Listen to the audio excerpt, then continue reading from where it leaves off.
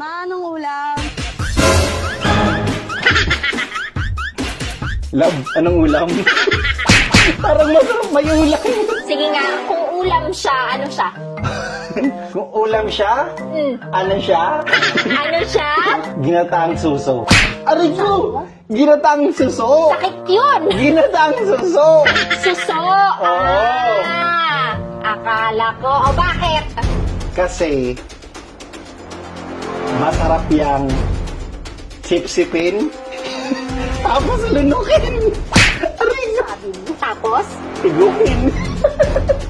Ang sayo mo kausap. Ang sayo mo kausap. Ano ka ba? Yung sinasabi ko, yung tubig. Ayan, may tubig. Ano bang ginagawa kapag umiinom? Sinisip-sip, nilulunok, hinihigop. Di ba? Magaling, may tubig nga, guys. Di ba? Makalusot ka naman, no? Galing. Ulam. Okay. Okay. Okay lang? Ano yung laing?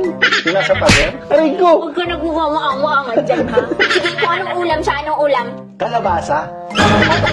Ang bilis talaga. Kalabasa, Sige, syempre. bakit? Bakit kalabasa? Eh, syempre, nakakalinaw siya ng mata eh. Ah, di mo na kailangan yun. Ha? Kailangan mo pa ba yun? Okay, ako naman ang magtatanong. Kung ako yung ulam, ano ako? Lechon. Ah, kasi walang tapon. Hindi. Kasi nakaka-high blood ka eh. Aray ko! Nakaka-high blood lang. Hindi pa nga kita kinakain na high blood ako. Anong ulam?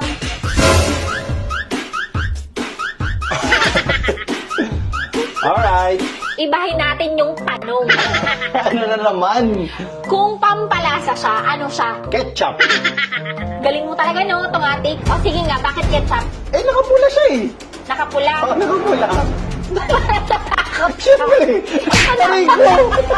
Kung pampalasa ka, ketchup ka rin. Talaga ba? Oo, Bakit? kasi bagay kang sausawan ng hotdog ko. Hindi ko alam kung mababasa siya. Tatawa ako. Anong ulam?